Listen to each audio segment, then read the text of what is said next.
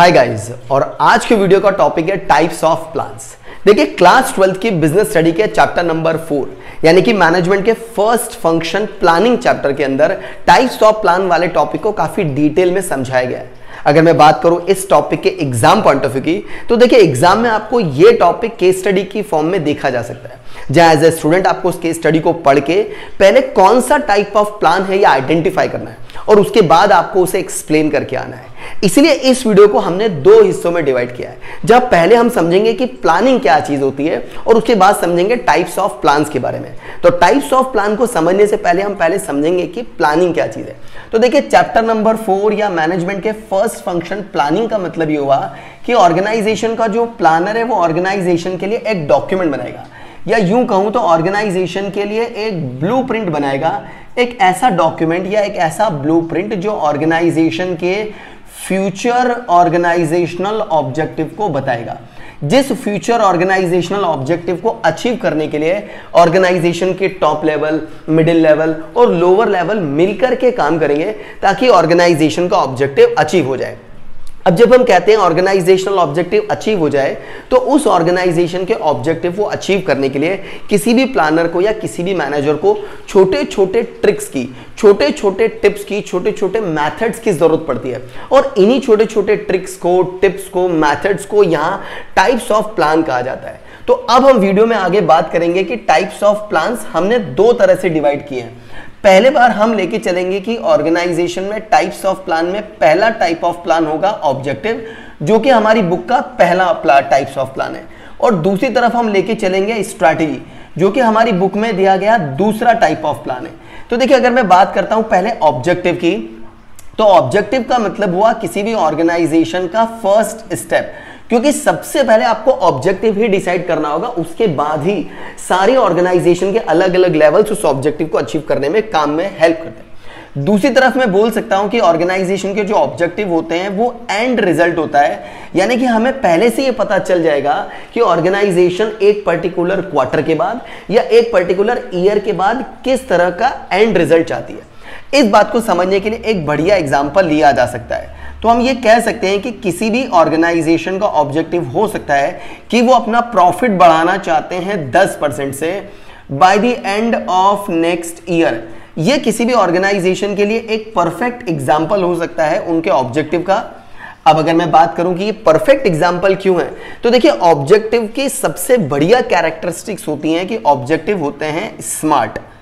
Objective होते हैं smart, यानी कि ऐसा ऑब्जेक्टिव जो बहुत ज्यादा स्पेसिफिक है। तो जो मैंने एग्जांपल लिया है कि प्रॉफिट 10% बढ़ना चाहिए, क्या ये एक स्पेसिफिक है? हाँ जी, ये बिल्कुल स्पेसिफिक है, क्योंकि मैं 10% प्रॉफिट के बढ़ने की बात कर रहा हूं। दूसरा की टर्म देखा जाएगा कि ऑर्गेनाइजेशन के जो ऑब्जेक्टिव हैं वो मेजरेबल होने चाहिए। तो क्या मैंने जो एग्जांपल लिया है ये मेजरेबल है? हाँ जी, बिल्कुल मेजरेबल है, क्योंकि मैं 10% की क्वांटिटी को मेजर कर सकता हूं।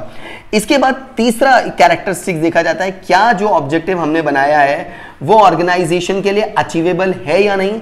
तो देखिए, यहां पर ऑर्गेनाइजेशन अपने पास्ट रिकॉर्ड्स को चेक करेगी, एनवायरनमेंट की स्टडी को चेक करेगी, कॉम्पिटिटर को चेक करेगी और फिर ये डिसाइड करेगी कि ये 10% का प्रॉफिट उनके लिए अचीवेबल टारगेट है या नहीं है। तो अचीवेबल टारगेट लिए जाएंगे। उसके बाद नेक्स्ट कैटेगरी में देखा जाएगा कि जो ऑब्जेक्टिव हमने लिया था वो ऑब्जेक्टिव रियलिस्टिक है या नहीं।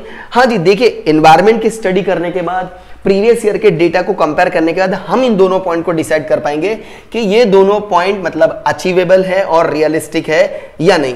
बहरहाल अभी हम ये मान के चल रहे हैं कि जो प्रॉफिट हमने 10% लिया है ये रियलिस्टिक है। 10% प्रॉफिट कंपनी एक साल में ग्रोथ कर सकती है। इसके अलावा लास्ट पॉइंट देखा जाएगा कि जो ऑब्जेक्टिव हमने बनाए थे वो ऑब्जेक्टिव टाइम बाउंड है या नहीं। तो ये परफेक्ट एग्जांपल बनता है, क्योंकि यहां पर हम नेक्स्ट ईयर तक का ही टाइम ले रहे हैं। इसीलिए जब भी ऑर्गेनाइजेशन अपना ऑब्जेक्टिव बनाती है, वो ऑब्जेक्टिव बनाती है कि ऑब्जेक्टिव स्पेसिफिक होना चाहिए 10% के साथ, मेजरेबल होना चाहिए, बिल्कुल ये क्वांटिटी में मेजर किया जा सकता है।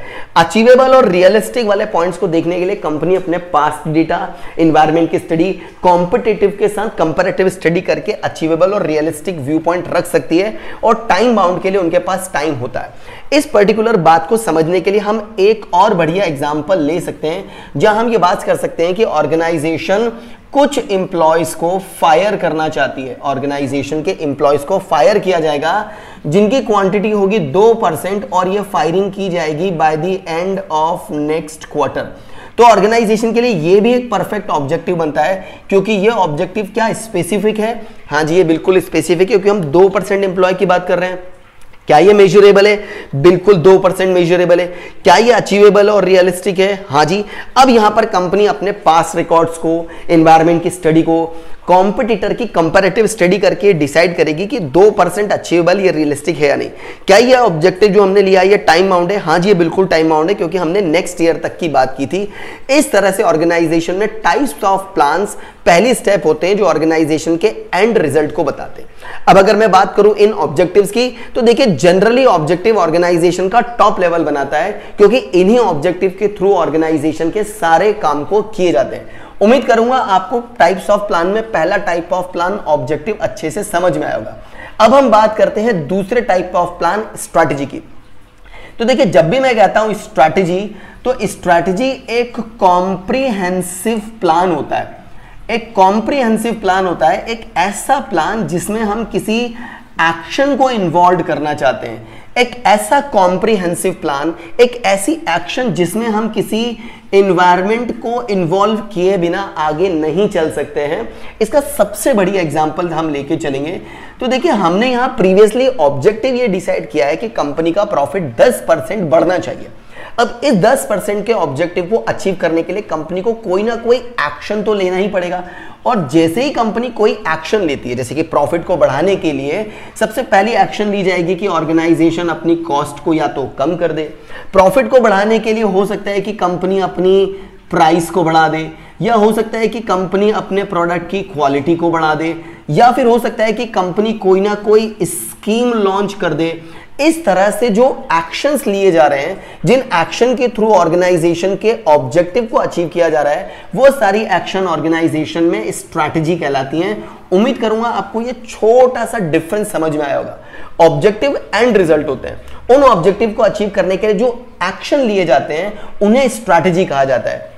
अब जब मैं बात करता हूं स्ट्रैटेजी की, तो यहां बहुत अच्छा एग्जांपल निकल के आता है कि जो स्ट्रैटेजीज होती हैं, आप अगर आईपीएल देखते हैं या T20 देखते हैं, तो हर थोड़े कुछ ओवर्स के बाद कोई भी टीम हो, चाहे वो बैटिंग साइड हो या बॉलिंग साइड हो, वो मिलकर के 5-7 मिनट का या 2-3 मिनट का एक स्ट्रैटेजिक टाइम आउट लेते हैं। स्ट्रैटेजिक वर्ड का मतलब हुआ कि हमारा ऑब्जेक्टिव तो है इस पर्टिकुलर मैच को जीतना, अच्छे रन बनाना या अच्छी बॉलिंग करना, लेकिन अगर सिचुएशन हमारे हाथ से निकल गई है तो कुछ ओवर्स के बाद हमें 2-2.5 मिनट का एक स्ट्रैटेजिक टाइम आउट मिलेगा। उस टाइम पीरियड में हमारी कंपनी एक स्ट्रैटेजी बना लेगी, हमारी टीम एक स्ट्रैटेजी, एक नई एक्शन बना लेगी, जिस एक्शन के थ्रू हमारे ऑब्जेक्टिव को अचीव करने में हेल्प मिल जाएगी। उम्मीद करूंगा आपको टाइप्स ऑफ प्लान में ऑब्जेक्टिव और स्ट्रैटेजी जैसे टाइप्स ऑफ प्लान समझ में आए होंगे और एग्जांपल से आपको टॉपिक क्लियर हुआ होगा। अगर टॉपिक क्लियर हुआ है, वीडियो को लाइक करिए। इंफॉर्मेटिव लगता है अपने दोस्तों के साथ इस वीडियो को शेयर जरूर करेगा। फ्यूचर में किस पर्टिकुलर टॉपिक पे आप वीडियो देखना चाहते हैं, कमेंट करके मुझे अपनी राय जरूर बताइएगा।